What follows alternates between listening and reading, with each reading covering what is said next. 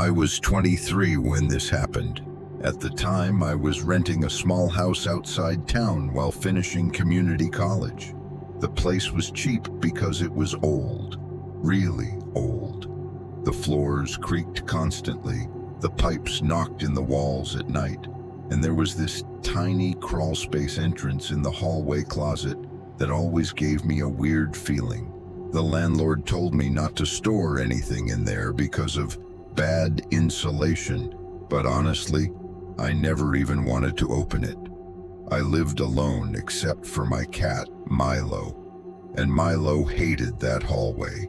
Every night around the same time, he'd sit outside the closet door staring underneath it like something was moving inside. At first I laughed about it, cats are weird, but then things started happening, small things. I'd leave cabinet doors closed and find them open in the morning. I'd hear scratching sounds under the floor around 2 or 3 a.m. One morning I woke up and found dirt on the kitchen floor, like someone had walked through wearing muddy shoes. I checked every door and window, locked. I almost called my landlord, but I convinced myself there had to be some explanation. Then came the night everything changed. It was raining hard outside. Around midnight, the power flickered for a few seconds before coming back. Milo immediately ran into my bedroom and hid under the bed. That alone scared me because he never hid.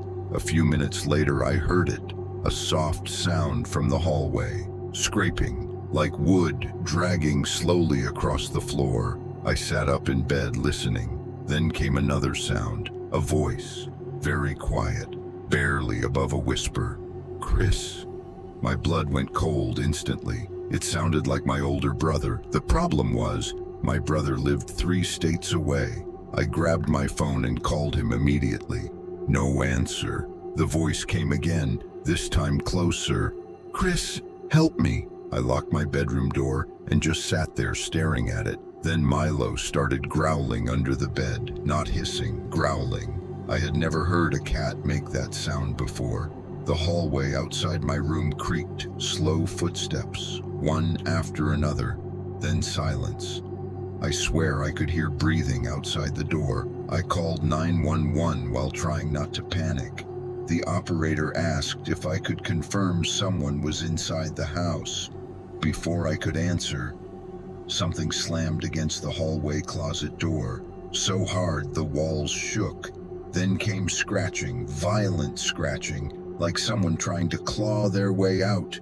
The operator kept asking if I was there, but I couldn't speak. I was frozen. Then the voice whispered again, right outside my bedroom. "Open the door." I started yelling that police were coming, and whatever was there suddenly stopped moving. Completely silent.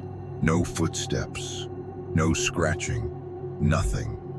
The cops arrived about 10 minutes later, longest 10 minutes of my life. They searched the entire house, nothing upstairs, nothing outside. Then one officer opened the hallway closet. The crawlspace door inside was slightly open. I know it had been shut earlier. One cop crawled inside with a flashlight. A few seconds later, he called for the other officer. That's when they found it. Blankets, food wrappers, empty water bottles. Someone had been living underneath the house. For how long? They didn't know, but near the back of the crawlspace, they found muddy footprints leading deeper into darkness, and then stopping.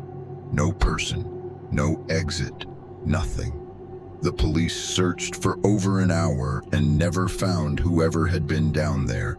I moved out 2 days later. A week after moving, my landlord called me. He sounded shaken. He told me the next tenants refused to stay there after their first night. When I asked why, he went quiet for a second. Then he said, "They claimed they heard someone whispering their names through the floor."